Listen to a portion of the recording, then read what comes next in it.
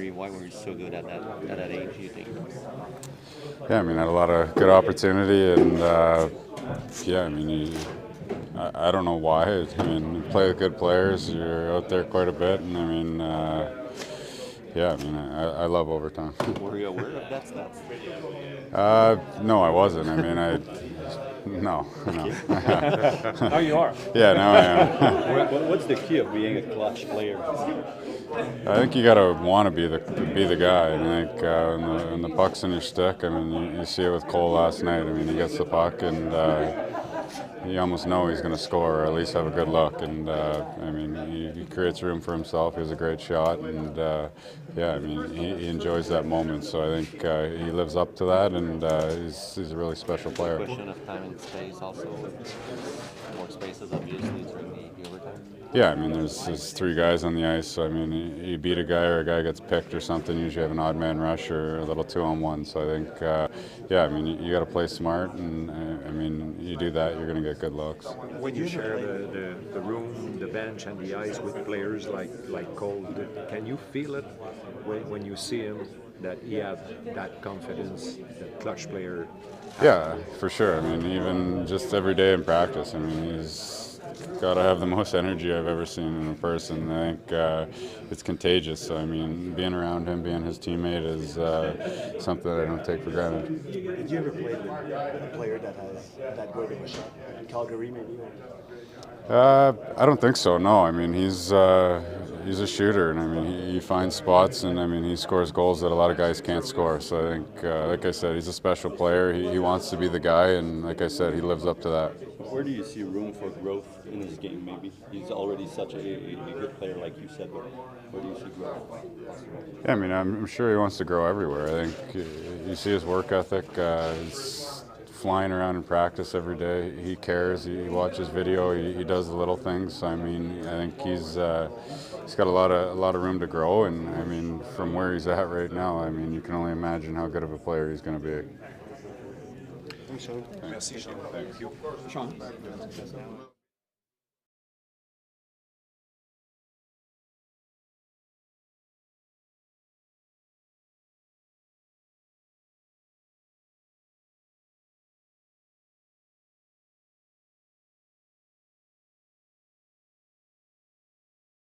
He's a fun guy to be around. He's been great for our locker room. How are you? Where do you think that confidence like Cole Caulfield could come from? Where do you think that it's from? I don't know. I think you're born with that. I think he's just a happy kid. I think he's in an environment where he's able to thrive. I think from management to coaches, everyone gives him every opportunity in the world to be himself, and you see the product that we get when you do. He's just he's a guy that loves the game. You see him; he's probably still on the ice right now. He loves getting better, working at his craft, and shows up every night for us. And already at a young age, he's already a guy that we rely on. When the game is on the line and you share the bench with him or the ice or the room before you go on the ice, do you feel it from him? Can you feel it when you look at him, or is he a pretty quiet guy? How is he? No, you can feel it. He gets, he changes his tone a little bit. He gets a little bit more intense, and I mean, you see the amount of overtime goals he scored. I always laugh. It's something when my fiance notices it. Driving home, she was like, "Cole always seems to score big goals, eh?" So, and I don't think she watches much of the game. So, I think it's pretty noticeable to everyone. Is it sometimes hard, Brendan, to manage the line between intensity and penalties? Yeah, I mean that's part of our job. I think obviously we got to be a little bit smarter at the moment. You want it's a fine line. So it's one of those things where we all play the game long enough. You know the difference, and it's important to play hard. It's important to not to lose your edge, but also you don't want to put your team at a disadvantage as well. So it's something that we've talked about. Obviously, it's just at the moment we're just kind of going through it right now. Brendan, I'd like to hear you about the Marty speech yesterday. How important was it for you to answer to that, because it doesn't do that often? You mean after the first period? Yeah, I mean it happens. I think more times than not. I think it's a little bit different tone, but it was disappointing first period, and I think it's what we need to hear. It's what we deserved. And, I thought the guys responded appropriately. I think everyone has the utmost respect for all of our coaches, and it was the right thing to hear at the time, and I thought the guys responded well. About yourself, Brendan, can we say that confidence is there too? Yeah, I feel really good.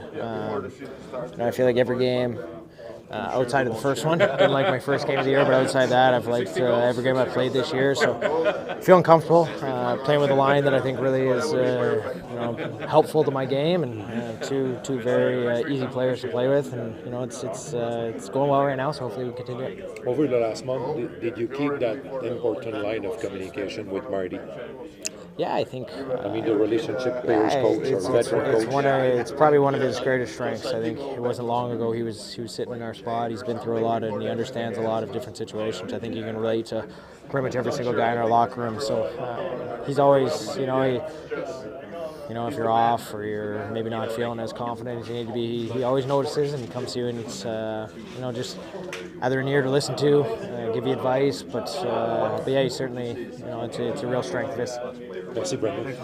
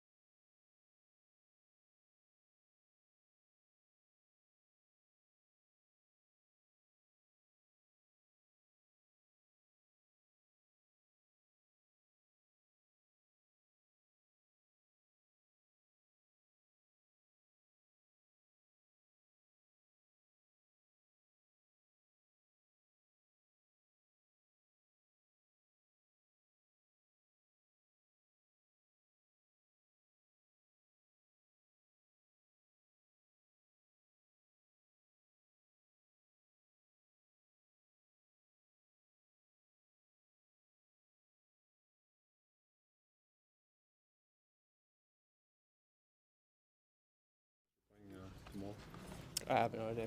I'm sorry? I don't know. Don't know yet? Yep. How are you feeling about the whole situation?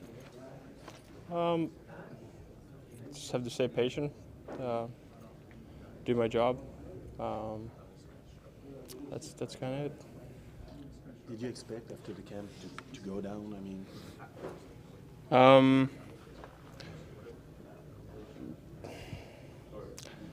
I don't know. I really don't have any comments to that. No. For your confidence, was it maybe a good thing to go to Laval and have some good stats, good numbers offensively?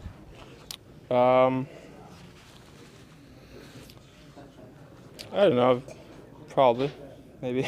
I don't know. It's a tough question. I feel like I felt pretty good at the camp. So, but yeah. I don't know. Tough question. Were you impressed with the way Joshua was playing for your Rocket? Yeah, it was great. I think he's going to be a really good player. coaches and players in Laval said that you kept a good attitude. Was it important for you to arrive there in a good mindset? Yeah, I mean, it doesn't help anyone if I'm like on a bad mood or anything. Whatever it is, I'm going to handle it like a pro and kind of stay positive, stay patient, and see what happens. What do you think you have to do to stay in Montreal this time? I don't know. I think if there's anything else I can do, but my best every day. So that's what I'm trying to do. Thanks, Joel. Thanks. All the best. Thank you.